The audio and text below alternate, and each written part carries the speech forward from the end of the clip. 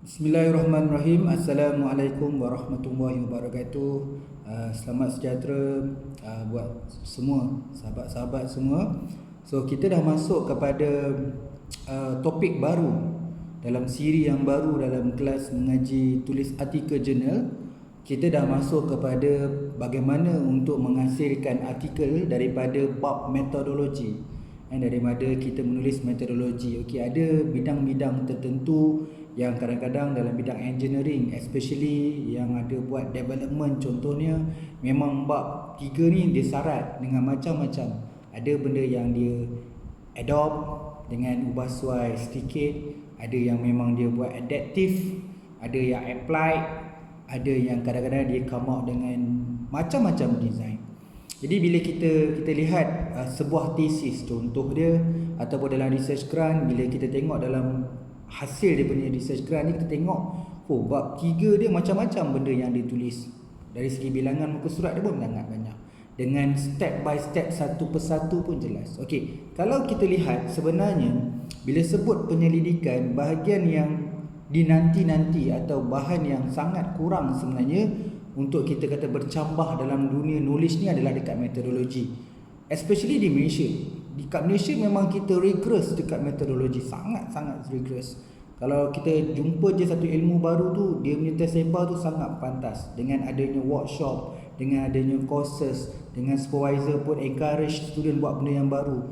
Kadang-kadang kalau kita bandingkan dengan negara-negara maju, kalau dalam konteks research Malaysia, saya boleh jaminlah kita kat Malaysia ni antara top 10 sebenarnya. Kalau dari segi proses design, dari segi research proses, kita antara yang terbaik. Sebab kita biasa gunakan yang current. Sebab tu bila student postgrad terkejar-kejar dengan elemen-elemen yang baru, kita masih lagi membawa knowledge kita 10 tahun yang lepas, semasa degree dan semasa master contohnya. Jadi ataupun kita sebagai pensyarah, kita masih lagi bawa dunia knowledge kita, masih buat doctorate ataupun buat PhD 20 tahun yang sudah. Jadi knowledge tu dah extend sekarang sangat laju dengan adanya isu pasal big data, dengan adanya pelbagai perkembangan dalam service industry, dan juga manufacturing pun dah pergi pada version online, version digitals, ke arah yang innovation. Dulu innovation mungkin 100 tahun sekali, sekarang dia punya fluctuate, dia punya decline sangat cepat. Sekarang ni, dulu kita cakap customer is king, is not king sekarang ni. Actually sekarang siapa yang menguasai supply chain. Sebab tu kita tengok sekarang ni macam-macam elemen. Kadang-kadang perubahan tu berlaku dekat character of customer, kadang-kadang dengan proses, kadang-kadang ada benda-benda yang technical. So ada benda-benda yang supply and demand tu berubah dari segi cepat. Kadang-kadang kita susah nak buat forecasting, kadang-kadang susah kita nak kawal. Bila melibatkan kompleks benda tu, sekarang ni dalam research macam-macam yang berlaku dalam bab metodologi. Okey, kita proses.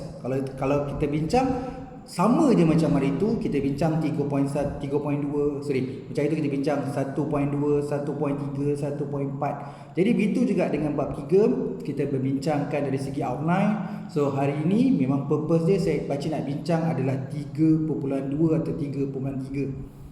Okay, saya sebenarnya kalau baca tesis saya suka macam pelan-pelan dulu. Dia tak perlu panjang tapi jelas. Okay, you buat tesis engineering. Jadi 3.1 pengenalan, 3.2 sepatutnya kena cerita tentang apa itu engineering research. Kalau saya buat medical, saya akan cerita, ataupun saya buat healthcare, saya akan cerita 3.2 itu healthcare research, ataupun apa yang penyelidikan dalam bidang healthcare yang kita buat. Kalau saya bidang pendidikan, saya punya 3.2 adalah education research. Jelaskan situ apa dia itu penyelidikan pendidikan. Tak perlu panjang. Mungkin satu perenggan, mungkin dua perenggan, mungkin satu muka surat atau dua muka surat. At least orang yang baca tesis, dia kena faham lah, okey, ni penyelidikan engineering, nature dia lain. Okey, dia nak buat juga proses decision making yang lebih menyimatkan kos, penggunaan material dan keberkesanan dia. Okey, kalau orang dalam pendidikan, dia punya output satu je, iaitu bila dia mendidik, education kan, dia mendidik, dia orang yang kita didik tu, pelajar atau anak tu, dia merupakan satu aset kepada negara. Jadi nature lain, setiap research nature dia lain. Okey, sebelum kita pergi strategi yang macam-macam lah, dengan case study, dengan action research, dengan laboratory, dengan eksperimen, kita pelan-pelan dulu kita kena belajar benda-benda yang awal. Okey, dalam kat situ juga kita kena belajar filosofi, kan, belajar filosofi, research filosofi, kena belajar research filosofi. Jadi kat sini kita plan sekali benda-benda awal yang dalam sebuah penyelidikan kita bincangkan dalam konteks 3.2, 3.3 itu je. Jadi beberapa tajuk, tak adalah banyak sangat, ada a few. So tapi kalau dari segi total malam ni kita sambung, itu 63 kan, kita sambung 64. So 64 sampai 71. Jadi ada beberapa tajuk, dan saya akan bagi penerangan dan you all mungkin boleh extend ikut bidang masing-masing. Okay, bidang engineering atau bidang sains. So jangan risau kat benda ni, sebab ramai orang nak belajar. Ya, belum ada data lagi, betul. Tapi bab 3 adalah proses, prosedur, protokol. Jadi ramai orang nak belajar dekat bab 3. Why not you keluarkan dalam bentuk yang simple, ya, dengan muka surat 5-6 muka surat, kita boleh publish satu artikel demi satu artikel.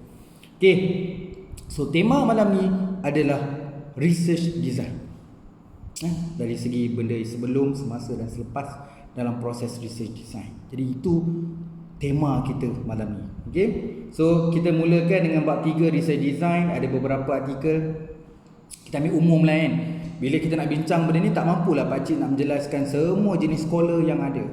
Tapi bahagian yang saya lihat, bidang pendidikan pun guna, bidang management pun pakai, bidang engineering pun ada yang pakai, dalam bidang-bidang bahasa pun jumpa, dalam bidang art pun saya jumpa, dalam bidang IT pun saya guna. So yang ni dia agak komprehensif, sebab tu academician dekat Malaysia dia boleh accept approach ni. Ni research design. Pakcik bincangkan satu lah. Kalau sekarang ni, kalau bincang dia ni, scholar ni ada keluarkan buku pada tahun 2019 yang terbaru lah, dan sebelum-sebelum tu adalah, tapi version yang baru 2019. Kalau nama dia Saunders. So Saunders ni memang orang industri punya background. So dia keluarkan buku, tak salah nama tajuk dia Business Research Method. Jangan untuk orang bisnes ni, dia untuk semua sebenarnya, untuk orang industri pun sekali boleh guna. Okay, jadi dia keluarkan nama dia Research Onion. So research onion tu sebenarnya dia melibatkan beberapa layer. So kalau bawang ada beberapa lapisan. Jadi bila kita buat research, macam tu lah kita kena pergi slice by slice, layer by layer. Jadi itu namakan research design. Research design ni sebenarnya memudahkan dari segi proses. Kadang-kadang research design orang panggil juga bila dia dah orang dah boleh follow dia punya step, kadang-kadang dia jadi macam model, dia tak panggil design dah. Tapi dalam research, kalau saya tengok, kalau masing-masing ikut proses step A, step B, step C, step D tu, sebenarnya dia adalah reka bentuk, kan? Dia sebenarnya reka bentuk. Okey. So saya pakcik mulakan yang bila katakan model research onion tu, okey. Kalau tak nak ingatkan research onion pun tak apa, just nak tunjukkan yang perkara pertama yang pakcik nak bincang adalah benda-benda awal. Okey, 64 ni kalau ikutkan tajuk dia, sebenarnya pakcik buat a review of philosophy. Sebab research kan mesti ada research philosophy. Dalam part 3 kita akan cerita apa tu research philosophy. So a review of research philosophy, approach and strategy of sustainable development research. Dekat sini sebenarnya pakcik cuba combinekan 3. So dalam research onion tu ada 6 sebenarnya, tapi pakcik ambil separuh. Jadi pakcik dalam research onion tu pakcik buat 2 artikel, separuh dan separuh. Jadi dalam ada 6 layer tu pakcik jadikan 2 artikel, ambil 3 dan ambil 3. Tapi pada pandangan pakcik, untuk saranan untuk you all, kalau you memang menulis banyak berkaitan dengan research filosofi, jadi research filosofi buat 1 artikel je. Lepas tu buat research approach, 1 lagi artikel. Pasal research strategi, buat 1 lagi artikel. Kalau macam pakcik ni, pakcik combinekan 3-3. Okey. Okey, jadi pakcik dalam yang mendengar tonton video ni, dia akan jelas. Siapa yang ada slide je mungkin dia tak apa nak clear. Okey, kat sini nak beritahu untuk yang topik 64 ni, seseorang tu boleh keluarkan 3 artikel. Kalau buat satu-satu, research filosofi 1, research approach 1, kemudian research strategi 1. Ada orang tanya apa pula yang ni? Pakcik cerita sikit lah. Research filosofi ni biasanya dalam research kita mesti ada benda-benda filosofer yang kita rujuk dalam memahami penyelidikan kita ni, supaya kita boleh tentu kajian kita ni bersifat saintifik ke, bersifat humanistik ke, kajian kita ni bidang-bidang orang kuanti ke, bidang orang kuali ke. Jadi beberapa yang famous filosofi macam positivism, macam interpretism, radical humanist. Jadi ada macam-macam filosofi ikut bidang tertentu lah. Jadi kita nak kena faham dulu. Kalau kata buat apa nak kena belajar, memang kena belajar. Sebab tu dekat zaman sekolah kita dah belajar sejarah, kita belajar tamadun, kita belajar apa lagi, benda-benda basic tu kan. Benda-benda tu sebenarnya nak fahamkan kita. Bila kita jadi seorang pemikir, researcher ni pemikir, kita jadi seorang penyiasat, kita memang penyiasat, kita memang kena merungkai, kita kena menghurai, kita kena explore, kita kena explain. So orang-orang sebelum dulu dah menghadapi masalah seperti mana yang kita hadapi masalah. So wujud-wujud falsafah tu, okey. Dulu memang saya pun bukan orang yang suka pada falsafah, tapi bila rasa macam question mark kan, apa dengan filosofi ni kan. Jadi bila saya baca, oh menyesal aku tak baca dulu. Rupanya kita ada kalau ikutkan secara logik, okey, ini bila kita jadi seorang yang matured kan. Memang kalau bincangkan filosofi dalam research, kebanyakan filosofi tu dalam bidang sains sosial. Tapi you all ada filosofer dalam bidang engineering, you ada filosofer dalam bidang sains. So kita boleh adapt, kita boleh ubah suai menggunakan filosofi baru yang memang dalam buku tak jelaskan benda itu, tapi you boleh gunakan filosofi itu dalam bentuk penulisan. Okay, kena berani sikit lah. Kadang-kadang mungkin bidang sains dia tak melihat benda tu, dia melihat benda yang nyata, benda yang saintifik. Tapi secara logik ni kan, memang ada pertembungan antara perkara-perkara filosofer dengan saintifik. So kita sebenarnya membuat kajian, kita kena pertimbangkan benda yang terdahulu, orang yang mendahului kita dalam apa-apa area pun. So kita ada falsafah dan tokoh-tokoh sains zaman-zaman dulu, tokoh-tokoh Islam dalam sains kita banyak. Jadi kat situ kita boleh jadikan dia sebagai satu filosofer, ataupun jadikan dalam bidang ni filosofikal lah. Okay, jadi dalam paper ni pakcik jadikan 3 kan. Kalau you all nak buat satu, memang sangat-sangat pakcik galakkan. Jadi paper ni a review of philosophical approach and strategy of sustainable development research. Jadi dari segi outline, pakcik start dengan introduction. Kemudian pakcik cerita apa tu philosophical of sustainable development. Kemudian cerita approach. Approach ni biasa ada 3, induktif, diduktif dengan abduktif. Okey, ni cerita dia macam kalau pakai kualitatif dia berat dekat induktif, kalau pakai kuanti dia dekat diduktif, kalau pakai mixed method dia abduktif. So cerita tentang approach of sustainable development research. You all kata, tak tahulah benda ni. Sebab itulah you kena buat artikel. Memang artikel tajuk ni tak banyak lagi orang buat, dan ramai orang tak tahu. Bila you menulis artikel, ramailah orang akan tahu, dan kita pun bertambah tahu. Okey. Yang ketiga adalah strategi. Strategi ni maksudnya yang kita selalu bincang ni. Oh, you pakai apa case study, you pakai apa grounded theory, itu namanya strategi. You pakai apa survey, you pakai apa eksperimen, itu namanya strategi. Jadi dalam satu benda awal yang kita kena tahu dalam bidang research methodology ni, secara ni baru general tau. Kita belum zoom lagi. Bila kan dalam research kan piramid, kita sebut dulu benda general, lepas tu baru kita zoom. Jadi paper ni paper yang awal, sebab tu jadi paper tu a review of philosophical approach and strategy sustainable development research. Outline, intro, philosophical of sustainable development, approach of the sustainable development, strategy of sustainable development. Kemudian kita akan bincang conclusion and future agenda. Okay, benda ni tak pelik, dan memang you kena tulis. Jadi kita boleh andaikan ni 3.2 atau 3.3. Jadi benda yang anda tulis dalam tesis, ambil dan kemudian kembangkan jadi artikel. Okey, saya yakin semua orang ada outline. Mesti ada 3.1, 3.2, 3.3, 3.1, tak boleh buat apalah. Jadi cuba you fikirkan secara logiknya. Okey, 3.2 tu aku tulis untuk apa?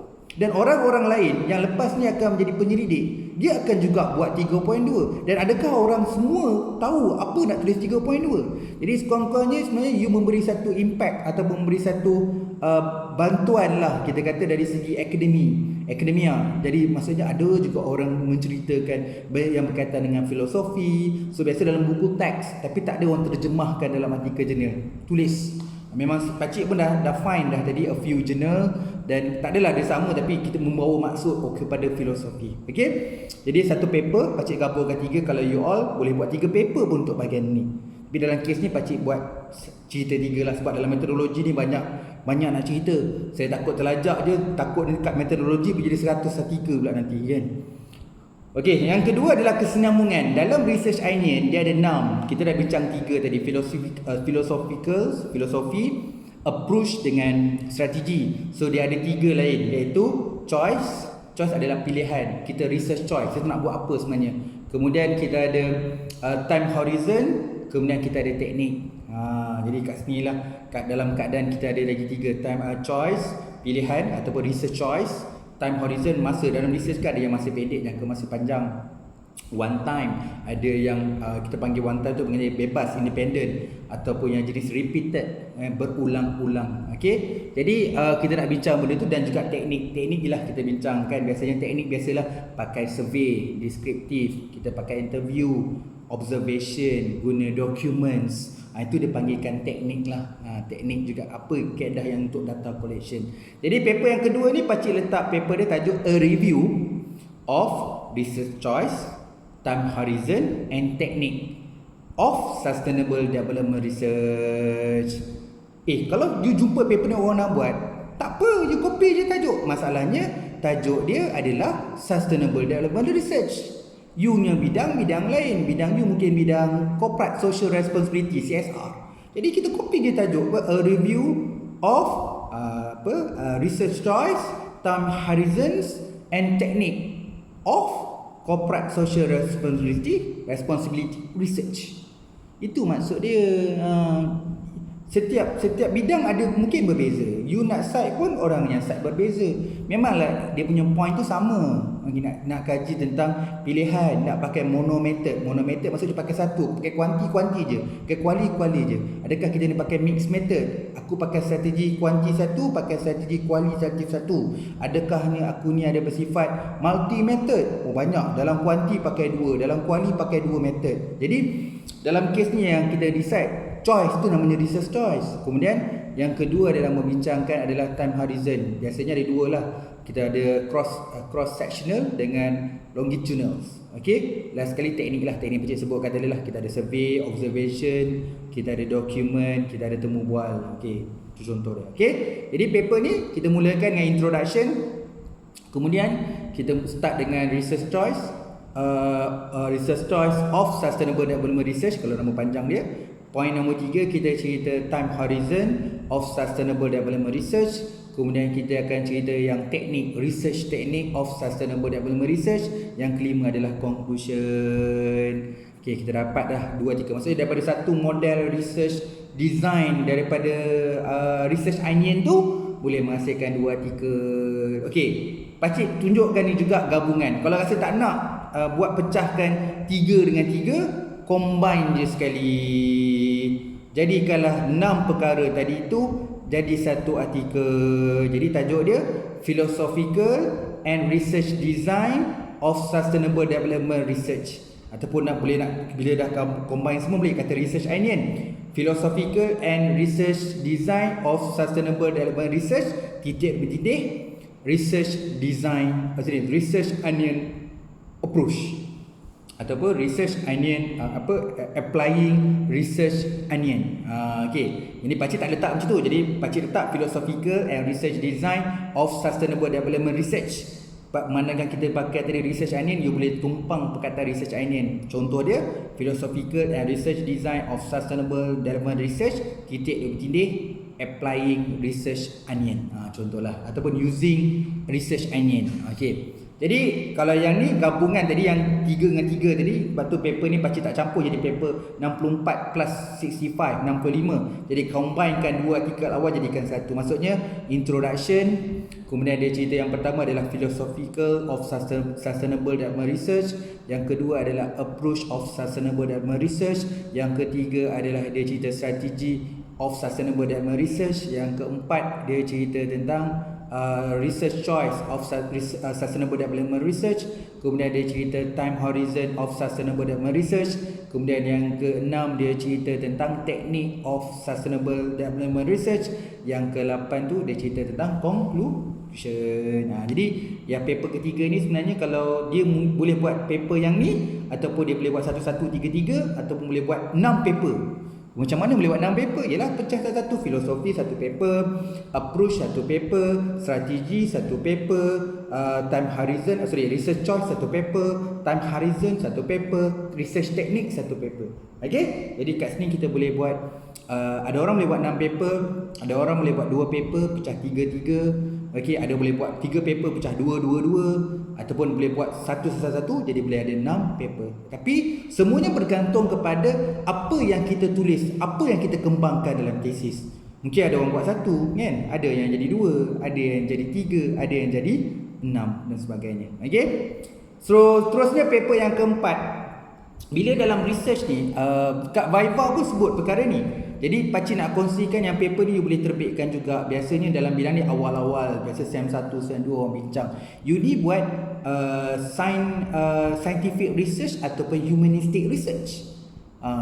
A few student saya kena masa proposal defense dengan Viva soalan ni gitu. Tapi sebenarnya ada dibincangkan dalam artikel-artikel bidang-bidang tertentu. Jadi pakcik mencadangkan bagus untuk knowledge kita sebagai researcher ataupun pelajar. At least kita faham perbandingan antara scientific dengan humanistic research. Jadi pakcik jadikan tajuk untuk jadikan artikel. Contoh dia, a review of scientific and humanistic approach of sustainable development in tourism research. Bahasa lain sebenarnya nak beritahu apa dia bentuk-bentuk penyelidikan kuantitatif dan kualitatif dalam sustainable development di industri pelancongan.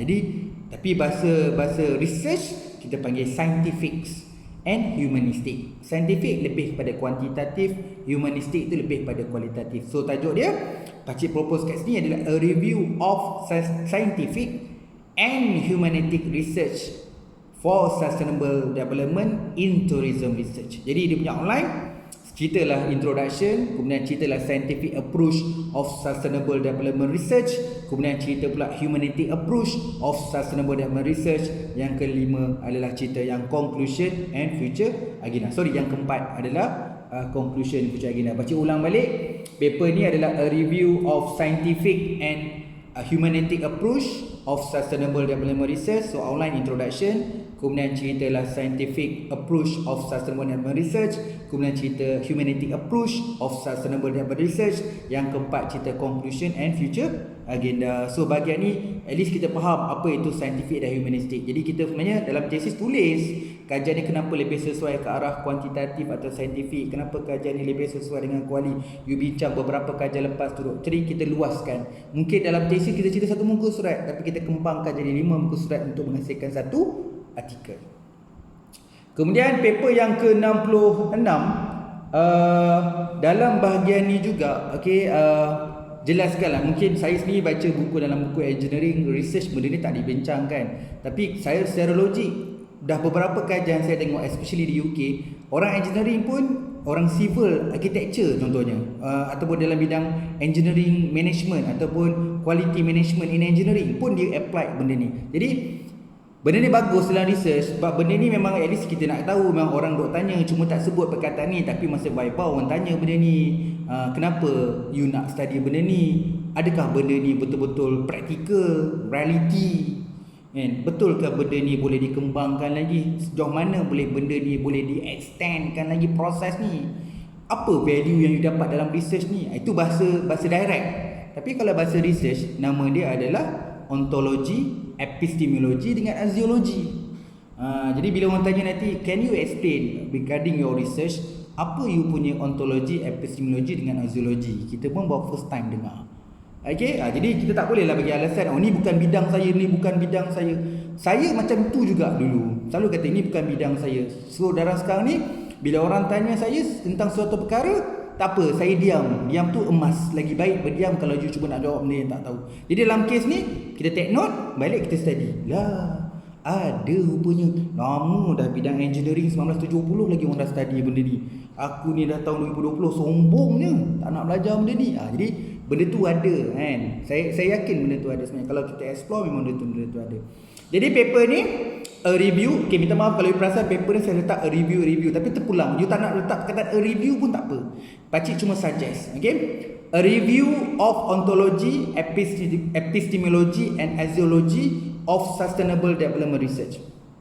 Sebab bukan apa tau, kalau kata you cerita in umum je, what is ontology, epistemology and axiology, mungkin dah ada orang terbit. Tapi memandangkan tajuk ni adalah sustainable development, sebab tu saya buat a review of ontology, epistemology dan axiology of sustainable development research. Itu memang yang tak ada. Kalau dah ada sustainable development research, saya zoom lagi dalam sustainable development, dia ada lagi sub. Mungkin saya ambil sustainable innovation developments.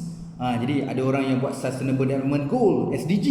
Jadi kat situ kita boleh kembangkan supaya artikel kita bukanlah create yang baru, kita extend. Jadi bila bidang sustainable tu, ada yang buat sustainable development, ada yang buat sustainable development, ada yang buat sustainable environment, ada yang buat sustainable innovation, ada yang buat sustainable social, ada yang buat sustainable culture, ada yang buat sustainable management, ada yang buat sustainable practice, banyaklah kan.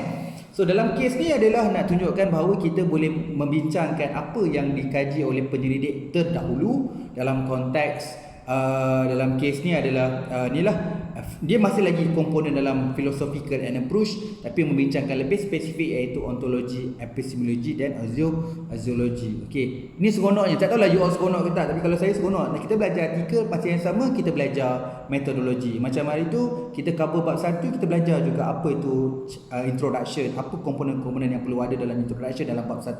So kita cover sangat rigorous bab 2. So apa benda komponen-komponen yang ada dalam review, dia start dari theoretical, apa tu teori, apa itu konsep, apa tu model, apa tu framework. Okey, kita belajar semua komponen-komponen itu. Kita bincang komponen industrial, kita bincang komponen akademik. Jadi kita sambil belajar tulis artikel dalam bab literature review, kita belajar juga macam mana development, proses yang ada dalam literature review. So ini juga sambil-sambil kita belajar macam mana nak tulis artikel daripada research methodology, kita belajar juga metodologi. So kita belajar juga lah komponen-komponen filosofi, approach dan sebagainya. So paper yang berikutnya, pakcik cuba pakcik nak bincang benda takut terlajak-lajak. Okey, bila kalau pakcik duduk, okey, bidang pendidikan dia ada macam ni, bidang management dia ada macam tu, bidang engineering dia ada macam ni, macam tu dan sebagainya. Jadi pakcik cuma nak bagi contoh dekat sini, beberapa contoh pakcik tunjukkan dalam bidang-bidang tertentu lah yang agak familiar dengan semua lah kan. So saya bagi contoh research design. Bila dah macam saya sebut tadi lah, jangan terkejut kan, ataupun buat-buat terkejut. So kan macam cakap, asalnya dia design sebab dia ada step, approach satu ada orang panggil circle. Okay, lama-lama bila dah ramai orang guna, sebab tu jadi model. Okay, bila dah sustain jadi model. Okay, mungkin ada setengah-setengah bidang, lama-lama jadi teori. Okay, dalam kes ni pakcik nak bincangkan 4 saja. Jadi 4 paper yang terakhir lah. Jadi pakcik nak bincang, biasanya research design dalam yang pakcik selalu nampak jadi bincang, kadang-kadang orang tanya pakcik adalah saya startkan dulu dengan Ashur, research design Ashur. Okey, kemudian ADI model sekarang ni. Kemudian DDR. Kemudian contohnya ada orang nak panggil research design baru. Banyak Yang ni pakcik sangat-sangat galakkan. Ramai sekarang student postgrad especially dia bangunkan research design baru. Bolehlah dia pergi dekat IP, dia copyright dekat MyPo, at least ada something, benda yang dia buat contribution. Kerana mana research ni dia membangunkan satu research design baru. Jadi pakcik contohkan satu ni tadi, yang paper yang terakhir nanti pakcik contohkan konon-kononnya, bukan konon-konon betul sama ada tajuk tu boleh buat perkataan a propose ataupun the development new research design ataupun research design je lah kan. Kadang-kadang artikel ni kita boleh overclaim sikit lah bila cakap new design, dia akan jadi macam ni kan. Tapi sebenarnya orang takut nak apply new design, sebab tu kadang-kadang buat artikel tak letak new design, dia letak research design je. Bila research design dia family, jadi macam jadi friendly untuk semua orang untuk apply. Okay, jadi kita akan bincang 4 paper terakhir ni berdasarkan common. Kalau you all tak ada daripada 4 ni, ada nama-nama lain, proceed. Itu maksud dia. Pakcik cuma nak bagi contoh yang bahawa bila you pakai satu framework ataupun satu model yang mana dia based pada step by step, step 1, step 2, dia ada layer 1, layer 2, level 1, level 2, dia ada circle 1, circle 2, dia ada phase 1, dia ada phase 2 secara berturutan. So benda tu sebenarnya menjadikan panduan kita buat research. Kita ikut level 1, lepas siap level 1 pergi level 2. Tu maksud tu dijadikan sebagai satu research design mereka bentuk. So pakcik mulakan dengan Ashur. Okay, mungkin kalau dalam konteks saya bukan jenis orang yang bila dah ada ADI tak pakai Ashur, bila dah ada DDR tinggal ADI dengan Ashur. Kadang-kadang orang blend, pakai DDR tapi berpaksikan ADI, ADD. Jadi bolehlah kita bincang ataupun kupas gabungan DDR dan ADI dalam one research. Banyak dah kajian-kajian macam tu. Jadi pakcik cuma bagi idea yang bincang satu. You nak blend, you nak synergy, you nak integrate, you nak menjadikan persoalan, you nak synthesize, itu boleh. You boleh adaptif daripada idea-idea pakcik ni. Okay, paper yang ke-68 adalah bertajuk adalah using Ashur. Ashur stand for ASSURE. So A tu sebenarnya analyze. Nama penuh dia analyze linear characteristic. Kemudian S yang kedua tu adalah state objective. Kita tentukan objektif. S yang berikutnya dia assure, ASSURE. S yang kedua tu select, modify and design material. Okay. Kemudian U tu stand utilize materials. R is require learner respond. E adalah evaluation. Itu jadi assure tu ASSURE. Jadi assure tu ada maksud. Maksudnya proses mulakan dulu dengan analyze. Itulah proses dia. Okey. Jadi nama penuh dia using assure design to develop sustainable development talents for tourism industry. So bila kata learner tu employee, jadi apa lagi supplier, sebab tu habis kita letak talent lah. Jadi using assure design to develop sustainable development talents for tourism industry. So kalau nak cerita dia agak senang. Kalau dalam cerita step by step, kita cerita ikut proses lah, sebab dia assure tadi. So start dengan introduction, kemudian ceritalah A, lepas tu ceritalah S, lepas tu S, lepas tu U, R, E, conclusion. Okay. Jadi start dengan introduction, kemudian analyze learner characteristic. Nombor 3 cerita state objective. Nombor 4 select, modify and design material. Nombor 5 utilize material. Nombor 6 require learner response. Nombor 6 evaluations. Nombor 7 conclusion. At least kita belajar lah. Ni paper review je, dia tak ada data. Jadi orang belajar, oh ni cara analyze dalam assure, oh ni kaedah apa ni lah maksud definisi state objective dalam assure. Jadi ramai orang belajar. Yakinlah benda ni. Jadi banyak nak pakai. Okay. Saya memang antara orang yang tak setuju, kata benda ni tak relevan assure. Kaji betul-betul. Dia sebenarnya memberi kesan juga pada researcher ikut bidang lah. Okay. Ada bidang dulu mungkin, kalau assure ni mungkin bila sebut learner ni, okay, bidang-bidang pendidikan banyak orang study, bidang teknologi banyak orang study. Kadang-kadang orang pendidikan dah kalih ke benda lain. Jadi assure ni kurang popular dah sekarang. Tak. Kalau tanya saya, kita je rasa kurang popular. Dia masih lagi satu benda yang praktikal. Saya setuju benda ni dekat industri apply lagi. So kalau industri apply benda ni masih lagi berkesan. Okay, kemudian yang kedua kita cubalah dia perkembangan lah. Dia kalau ikutkan dia punya trending dia, lepas orang pakai assure, orang pakai ADI pula. ADI sama macam assure. Dia maksud dia A, D, D, I, E. Ada maksud. A to analyze, D to design, D to development, I to implementation, E to evaluation. Sama je. Okay. Dia macam assure. Tapi assure dia detail sikit. Okay. Jadi paper yang kedua ni masih lagi research design. Ada orang pakai research design ADI.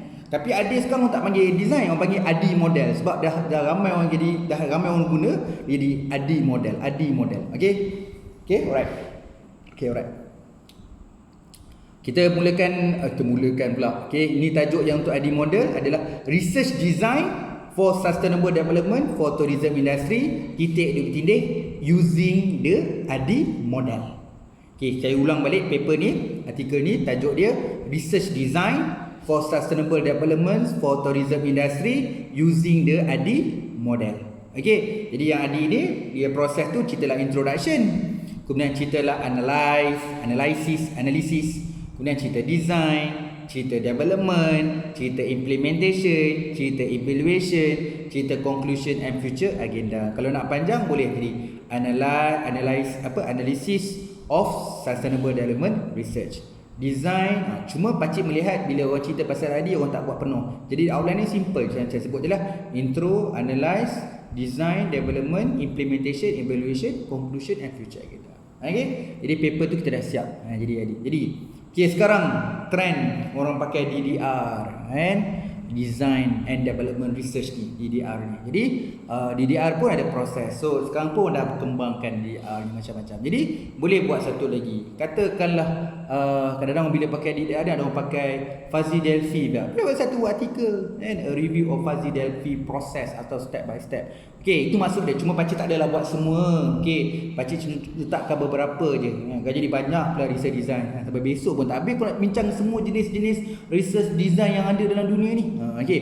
Jadi paper yang ke-70 tukar paper ni tadi start dengan research design, kemudian letak dengan apa employing. So yang ni adalah employing lah. Jadi tajuk dia employing DDR approach in the design and development of sustainable development online system. Contohlah nak varietikan tajuk, masih kekalkan sustainable development tapi pakcik nak buat sustainable development online system dengan menggunakan DDR approach. Contoh dia.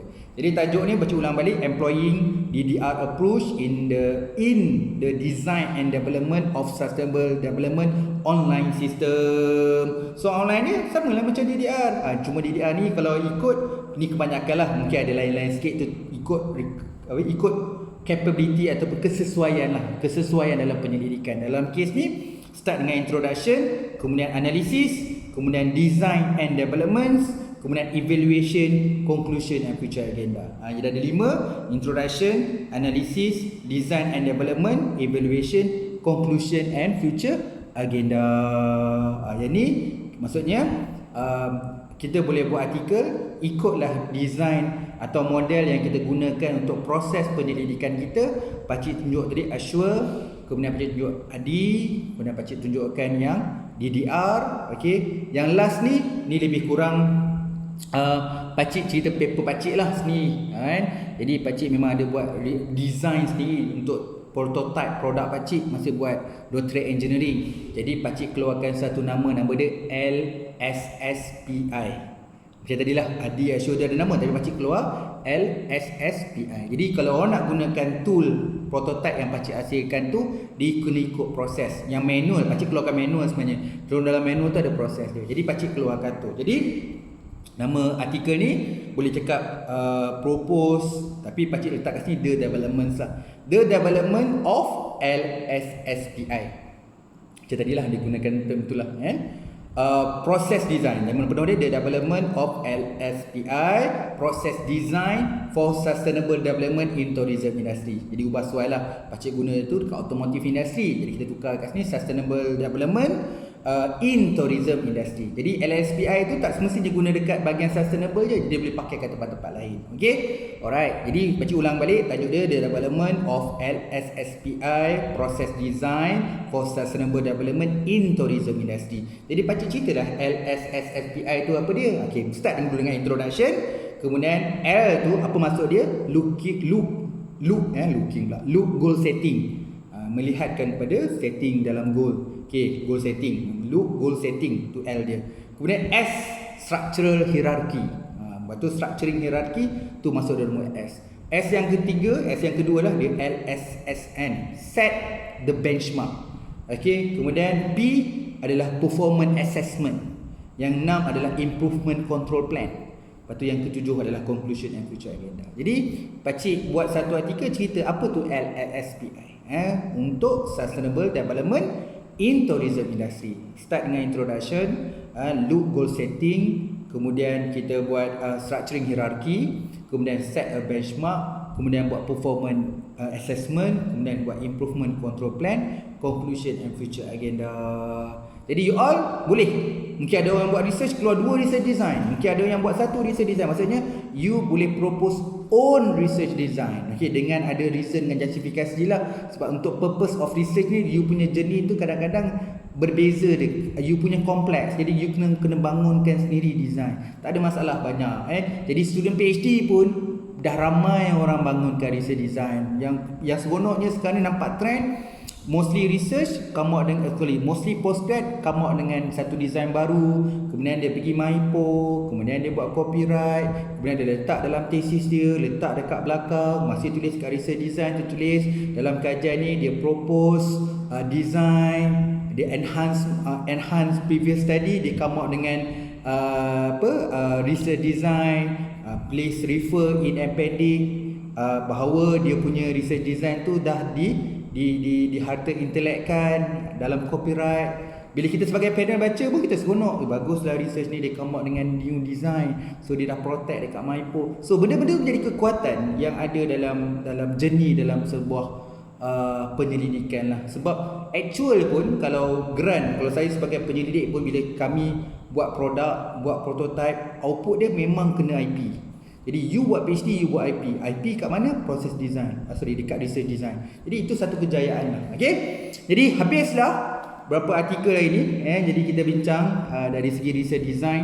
Pakcik start dengan contoh, mulakan dengan research onion. Mungkin you all ada model-model lain yang cerita pasal filosofi, approach, strategi, research choice, time horizon dengan teknik. So pakcik pilih time horizon, research onions.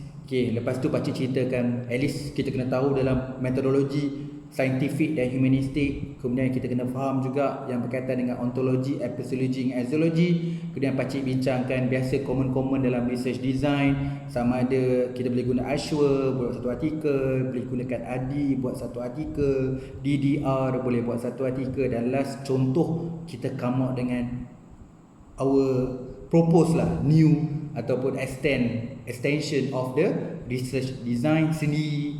Okay, jadi pakcik contohkan semua. Sorry, pakcik jadikan satu artikel daripada kita punya propose new research design tu. Okay, alhamdulillah kita dah dapat belajar tentang konteks research design. Semoga kita belajar lah tak kisah yang mendengar di dalam pelbagai bidang, supaya kita boleh apply. Yang mana kita ada research design, kita boleh hasilkan artikel.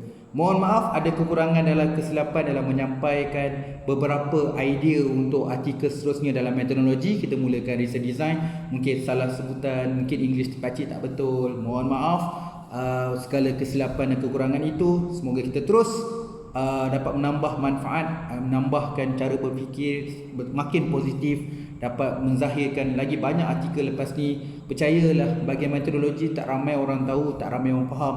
Ramai orang macam pakcik dia nak belajar dalam bidang, mungkin bidang pakcik tengah buat research pasal healthcare, tapi banyak lagi dalam healthcare design yang pakcik tak tahu. So yang pharmaceutical dengan macam ni, dengan medicine ni dengan macam ni, dengan healthcare management dia macam ni, dengan sekarang ni COVID-19, dengan supply chain, baru baca healthcare supply chain, banyak lagi aku tak tahu kan. Sebaiklah pakcik tak pernah label expert. Malu rasanya nak buat supply chain expert. Rupanya banyak lagi benda. Jadi ilmu ni makin luas, sangat luas kan. Baru ni pakcik belajar juga agriculture punya supply chain, lainlah pula. Baru ni belajar nuklear sebab ada student pakcik buat PhD nuklear pasal oil gas. Belajar supply chain ni lain pula. Itu belum supply chain integrate dengan teknologi kan. Pergi yang paling humble, paling bawah. Rupanya banyak bidang yang kita boleh cover lah. Jadi sangat luas. Jadi pakcik cuma tunjukkan sedikit idea supaya you all boleh apply, you boleh sinergikan, integrasi kan, supaya menjadi lebih baik. Pakcik cuma nak tunjukkan, nak bagi jalan, nak bagi ruang supaya you all boleh tulis artikel. Ada, percayalah ada yang nak refer kita punya. Okay, kadang-kadang kita buat ni, kadang-kadang tengok popular di Malaysia. Jadi paper tu mungkin ambil masa untuk dipopularkan tempat lain. Tapi kalau you ambil benda yang general, memang dia jadi friendly untuk semua. Sebab tu kalau you come out dengan research design, kalau nak keluarkan nama, jangan keluarkan nama pelik-pelik. Nanti takut dekat luar negara tak dapat guna kan. Jadi sebab tu kalau orang luar negara dia suka guna, dia tak guna macam LSSPI, dia panggil apa? Simple approach. S apa? I am. Jadi biarkan satu perkataan tu jadi macam simple approach, psikologi mudah approach ni. Jadi kita kena fikirkan nama-nama macam tu supaya dia bukan hanya digunakan di Malaysia, malah digunakan oleh di worldwide juga. Okey, sekali lagi mohon maaf, terima kasih menonton sampai habis. Semoga kita dapat bersambung untuk next. So aim yang berikutnya pakcik aim untuk bahagian ini. Ni bahagian-bahagian awal tau. Bila kita nak buat research, kita berbincangkan objek, atau lebih tepat kita panggil populasi, sampling, scope, setting, unit analysis. Jadi kita akan bincang perkara itu yang berkaitan population, sampling, jenis-jenis sampling, size, teknik, everything, frame. Kemudian kita akan belajar apa tu unit analysis, scope and setting untuk section yang berikutnya. Jadi kita jumpa lagi 2 hari lagi yang berkaitan untuk topik population sampling, scope, setting and unit analysis. So alhamdulillah kita jumpa lagi. Assalamualaikum.